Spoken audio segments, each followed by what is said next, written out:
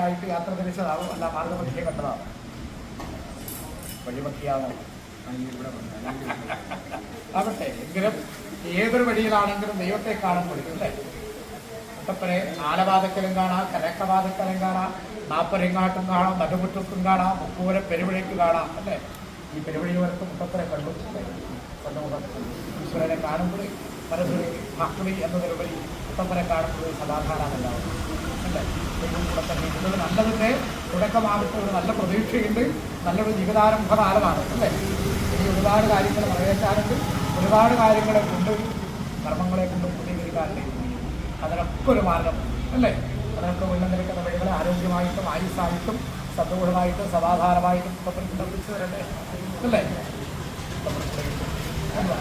കാണാൻ അസാധ്യമെങ്കിലും അദൃശ്യഭാവത്തിൽ അല്ലേ? മൂക്കിൻ്റെ മുമ്പിൽ ശ്വാസമുള്ളതുപോലെ ദൈവം കൂടെ ഉണ്ടാവും അല്ലേ? ശ്വാസം എന്നത് ഒരു വിശ്വാസം മാത്രമല്ല, അത് പ്രാണനെ നിയന്ത്രിക്കുന്ന, പ്രാണനെ നിലനിർത്തുന്ന ഒരു വസ്തുവാണ്. അതിനെ കാണാൻ അല്ലേ? അതുപോലെ ഈശ്വരൻ എന്നാൽ ഈ പൂർണ്ണഭാവത്തിൽ ഇപ്പോഴും കണ്ടു അല്ലേ?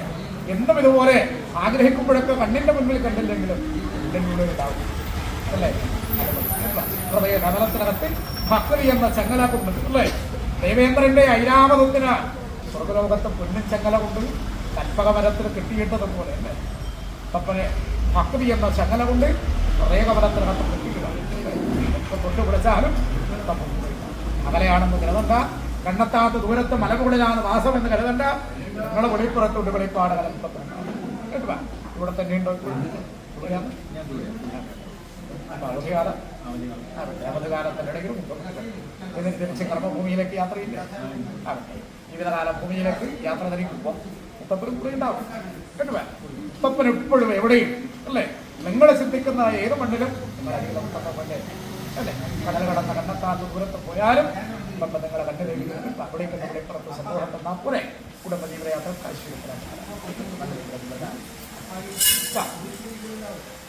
മുത്തപ്പനെ കണ്ടു ശ്വാസത്താൽ